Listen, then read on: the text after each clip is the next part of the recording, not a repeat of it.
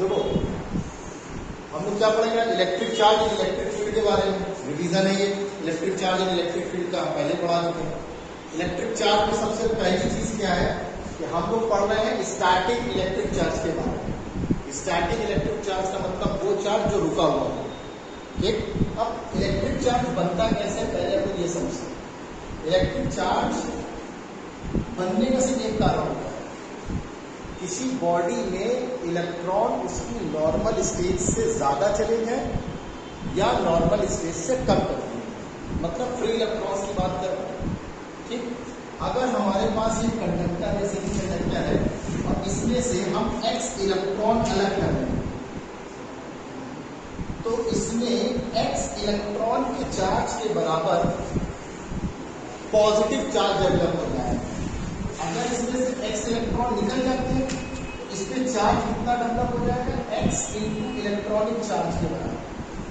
और electronic charge की value क्या होती है, वैल्यू होती है 1.6 इंटू 10 की पावर माइनस 19 कूलम, ठीक।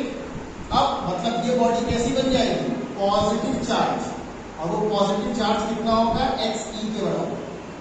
अब अगर मान लो किसी बॉडी से, किसी बॉडी में x इलेक्ट्रॉन भेज दिए जाए, if x electron are sent to any body, then it will be negatively charged and that charge will be equal to x times the electronic charge. So means the charge will be xe, इस पे positive charge and इस पे negative charge. So what is the main cause of electric charge? The transfer of electron. किसी body से electron निकाल लेंगे या electron दे देंगे, बॉडी पर charge develop.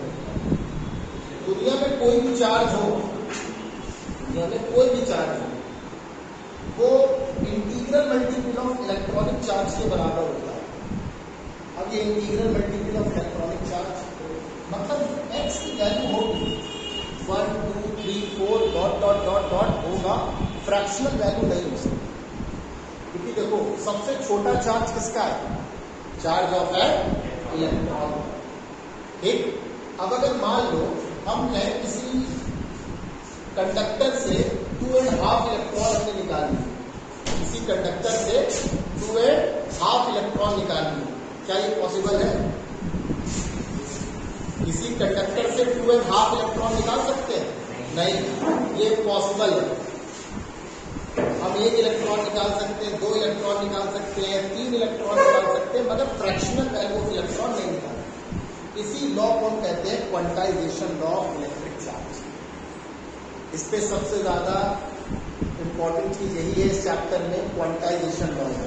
ISC and CBSE board दोनों, इवन इन UP बोर्ड, मतलब all the boards used to give the question on this. From the back 10 years, I used to see the question on this quantization law. तो एक question आप लिख लीजिए, अगर लिखा हुआ है तो नो प्रॉब्लम, तो हम क्वेश्चन बोले दे रहे हैं। क्वेश्चन क्या है, स्टेट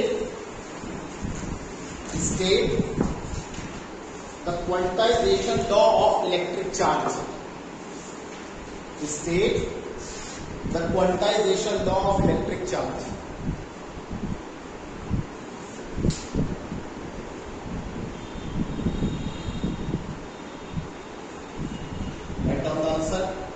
लिखा हुआ आंसर या नहीं लिखा है?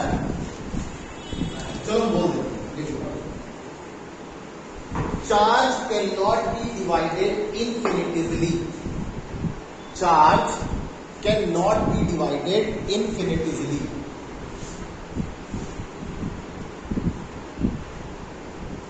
This part would be in inverted commas या अंडरलाइन में कर दो, इसको इन्वर्टेड कॉमा और अंडरलाइन में कर दो। मतलब ये क्वांटाइजेशन का आपने ओवरव्यू दे दिया कि चार्ज को हम इनफिनिट टाइम तोड़ नहीं सकते।